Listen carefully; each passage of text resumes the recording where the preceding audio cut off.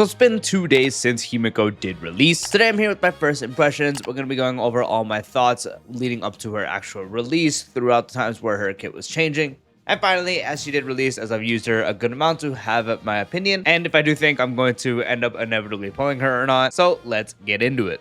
Stuck grinding in Honkai Star Rail? Need stellar jates fast? We've got you covered. Head over to U7 Buy, your ultimate gaming hub for save, fast, and cheap in-game top-ups. Whether it's Star Rail or your other favorite games, U7 delivers instantly and players love it. Check out their Trustpilot reviews, they're actually top ranked. On the Honkai Star Rail top-up page, you can recharge your account in seconds. When you head over to the page, all you need to do is pick the pack you do want, enter your UID and server, and buy now. If you want codes and coupons to apply, be sure to create an account for proper savings. USD is a recommended usage currency for best saving. Once everything is set, you can see the savings you're about to get. Want even extra savings? Be sure to use code PRESR at checkout for 5% off. Perfect for last-minute pulls or surprising a friend. Click on the link in the description, recharge fast, save more, and keep blazing those trails. So, of course, we start where it begins, the Himeko Nova drip market. I was pretty excited, and I was also scared because I'm a Honkai 3rd player, or was a Honkai 3rd player. Himeko finally getting something. She's just kind of been like there, hasn't really done much. You know, she's a navigator. She was bound to have a important role eventually. We knew not really much about her, and we were going to her place, Planet Arcadia. So we were going to see what's going to happen about her, and lo and behold, a bunch of stuff is being revealed, and we're finally getting the Himeko Nova character, so the Himeko SP. I was excited. I really like it when they expand more upon our main cast being the Astral Express members. I like it when we get more stuff about Trailblaze past, or Trailblazer main characters past. Stuff with Evernight is probably my favorite thing on the Astral Express so far. Donning stuff is always really cool, and I do hope eventually we lean more into Welt stuff, even though you can really just go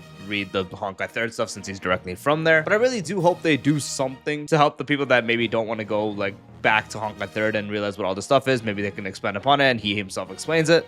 I always hope for that kind of stuff. It's going to be cool. But yeah, so we're finally getting stuff for Himeko as we play the game. We've gotten multiple stuff for the Trailblazer. We've gotten stuff for March. We've gotten multiple stuff for Danheng. Not really anything for Welt. And Himeko was also missing. So we're finally getting something. I was super excited to see what we were going to get and how the story was going to tie into what she does. But yeah, then we get to the actual kid stuff. So she had a bunch of like unique stuff, the assist skills, the different states of Verdict and Decimation. I thought that was really cool because I do like it when there's like integral parts of a kit where you have to kind of like manage properly instead of just staying on one thing. I think that kind of stuff is really cool, and we don't necessarily have that kind of state in the game yet, so this was like our first like proper instance. And fast forwarding a bit, it doesn't really matter because the more you invest, the more you stay on one anyway, so that's kind of sad, but whatever. When it's done right, it's really cool, especially when both forms are like really good in their own instance. And I was kind of hoping it kind of stayed in the beginning and they kind of balanced it to be good for either or. With I was hoping Verdict would be great for something like single target, or Decimation great for AoE, which kind of is how Decimation works, so that's why it would be better for AoE. But since Verdict just functions on ultimates, it's kind of necessarily just the same thing. It does provide different things, and your team does less damage and stuff like that, so there are cases where you do shift, but when you invest into like E1,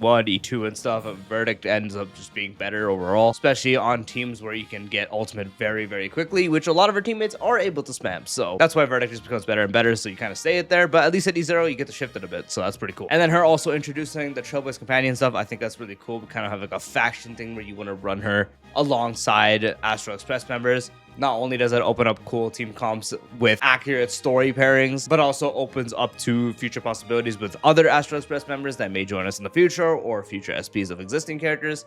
That was also really cool. So she was introducing a lot of cool things. However, in the end, the E0 gameplay ended up being a bit clunky, especially with the downtime and such, and how just insane her dupes are. E2 wasn't necessarily that crazy until, was it V3? I think it was V3 when it got like the change to like big original damage and stuff. Even in general, the quality of life it provided before was good, but like E1's quality of life is like, honestly, I would say necessary. It makes Verdict require 1 ult, it makes Decimation require 3 less hits, extra assist skill uses from talent increasing by 1, the number of damage instances increasing by 1. All the stuff that thing does provide is insane. And then now later on, the E2 being also very much wanted because it's just a significant damage increase of an original damage increase, and also the extra use of assist skill and also ability to gain an extra turn for non-Trailblaze members. Her dupes just provide so much damage increases and also quality of life at the same time that it's just borderline necessary. So it was a bit sad to see that we are getting another instance of E2 Merchant. And you might comment now like, oh, my Himeko E0 is completely fine right now. I guarantee you, give it a few more patches,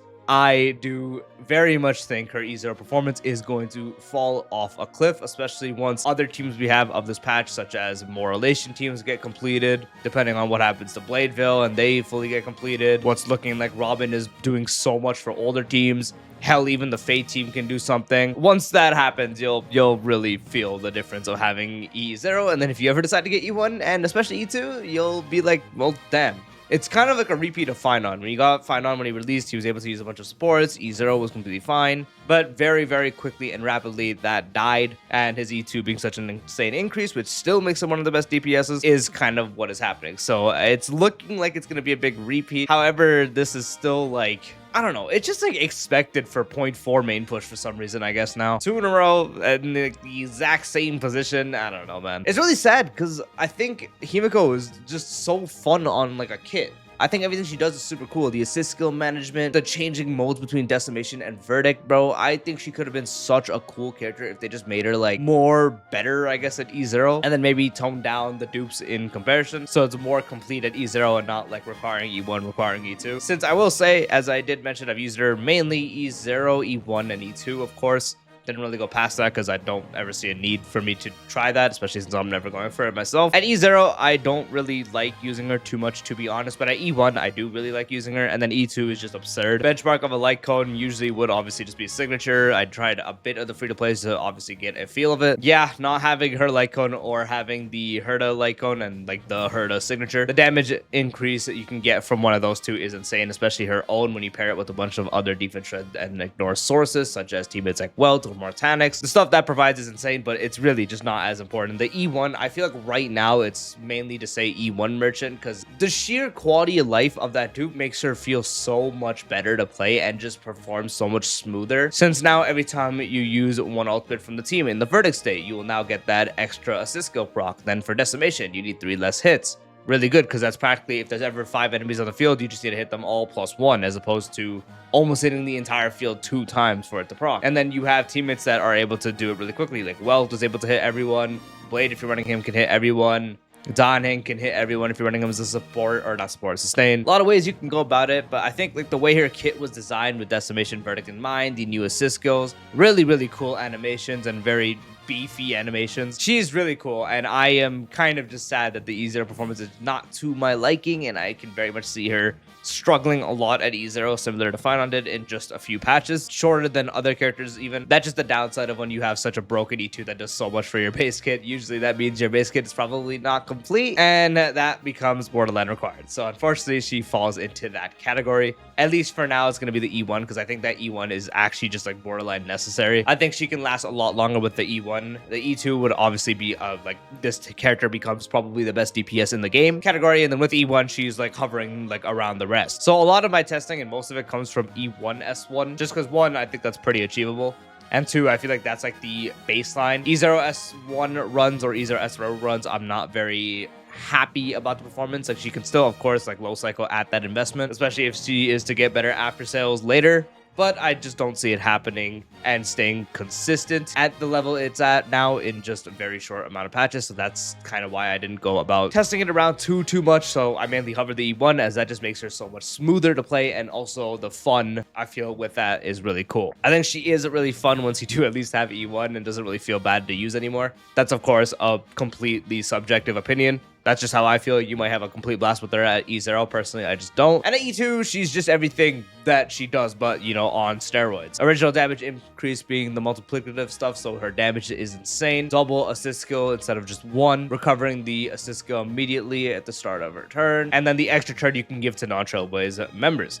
which opens a lot more team building options. Since one of the big benefits is a Trailblaze member giving the state, obviously, you always gonna have to have 1. That was not even English. I don't even know what happened to me there. You're always going to have 1 so you can activate the mode in the first place. But a lot of times, a good amount of our teammates, like Mortanic, Sparkle even, Ceredra at E2 are non-Trailblaze members, and they can't get that extra turn, so it's kind of sad, since using it is like the big free extra damage you're getting from it. And then their turn goes, so you can add up a lot more damage. And the E2 letting you do that for the non-Trailblaze companion members is really, really damn good. So overall, I would say at E0, I'm not necessarily too satisfied. At E1, I'm pretty satisfied. And E2, very satisfied. She is very fun at E1+. And I think at E2, she probably is the best unit in the game for DPS wise currently. I'm just a bit sad that I don't really see her performance lasting too long at the lower investment, and she's very much going to need to pick up that E1 and E2 very quickly as opposed to other characters. Truly the curse of main push, I guess. Personally, I have not pulled her, and I will probably not be pulling her right now.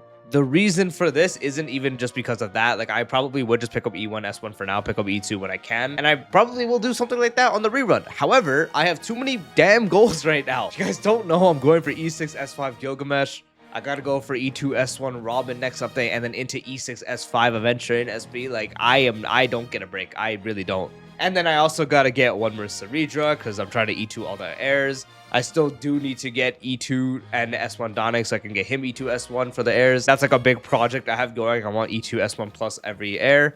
And Dawning and Saridra are the only ones that are not, and also Maide. So I have to wait for his rerun. If he reruns at 4.5, I will shoot myself. So my plans are all over the place. Unfortunately, I cannot pick up Himeko at the current time if I want to commit to these goals, and I have them as priority over this. However, if she reruns at a good time, similar to a lot of other characters I am currently missing, I will go for them, and I probably will pick up Himeko E1, S1 just so I can have fun using her, maybe E2 if I'm lucky, or later rerun, we'll see. I don't inherently pull on reruns too much, so yeah, it's a bit weird that I'm doing all these like project stuff, but yeah, it's mainly the focus on Gilgamesh, Robin, and Aventurian, so that's kind of like the big reason I'm not. But if I didn't have these other extra goals, then sure. So I still like her enough to pull. I really like Himeko. As I mentioned, I was a Honkai third player. I was terrified if something was gonna happen to her in the story. Spoiler alert, 3, 2, 1. Thankfully, she's here to stay. Xiaoji, you motherfucker, you did it. We've avoided a tragedy. Anyway, as I mentioned, E0, not too satisfied. E1, satisfied. E2, what the hell is this unit? But yeah, that is my first impressions of Himeko. If you guys also pulled her and what investment, comment down below what investment and how much you're enjoying her. If you did find this video enjoyable, dropping a like would be greatly appreciated. If you're new to the channel or haven't done so already, be sure to subscribe and turn on the bell icon for future videos like this, along with all the types of style content. And I'll see you later. Peace out.